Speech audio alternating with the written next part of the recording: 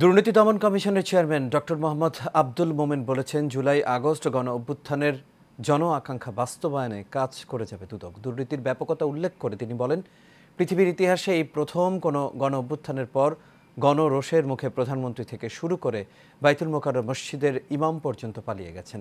রোববার গণমাধ্যম কর্মীদের সাথে মত বিনিময়ে এসব কথা বলেন তিনি। বিস্তারিত ওয়ালিদ সিদ্দিকীর রিপোর্ট। 11 ডিসেম্বর দায়িত্ব নেয়ার পর আজ বিকেলে প্রথম গণমাধ্যম কর্মীদের সঙ্গে মত বিনিময় করেন দুর্নীতি দমন কমিশনের নতুন চেয়ারম্যান ও কমিশনাররা।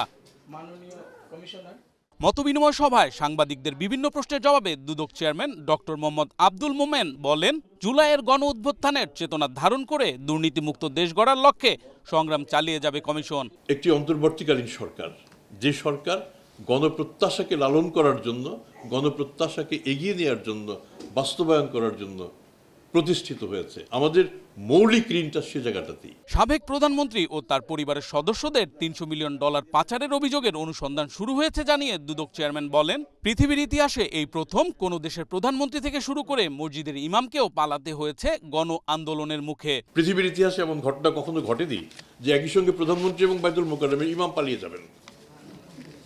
এটা একটা অদ্ভুত ঘটনা। কোনো প্রিস্ট, পৃথিবীর বিভিন্ন দেশে অনেক আন্দোলন হয়েছে, রাষ্ট্রপ্রধান পালিয়ে গেছেন, প্রধানমন্ত্রী পালিয়ে গেছেন, কিন্তু পোপ পালিয়ে গেছেন, প্রিস্ট পালিয়ে গেছেন, মন্দিরের বড় পুরোহিত পালিয়ে গেছেন, এমনটা ঘটে না।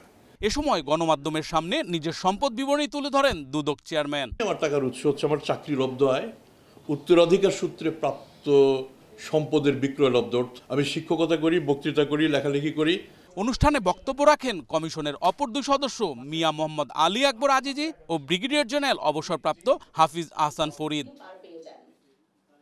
দুদক বিটের সাংবাদিক সংগঠন রিপোর্টার্স এগেইনস্ট করাপশন র্যাকের সাধারণ সম্পাদক শাফিউদ্দিন আহমেদের সঞ্চালনায় মতবিনিময় সভায় শুভেচ্ছা বক্তব্য দেন সভাপতি জেমসন মাহবুব। পরে র্যাকের পক্ষ থেকে কমিশনের হাতে শুভেচ্ছা স্মারক তুলে দেন সভাপতি ও সাধারণ সম্পাদক। Walid Siddiqui, Asian television, Dhaka.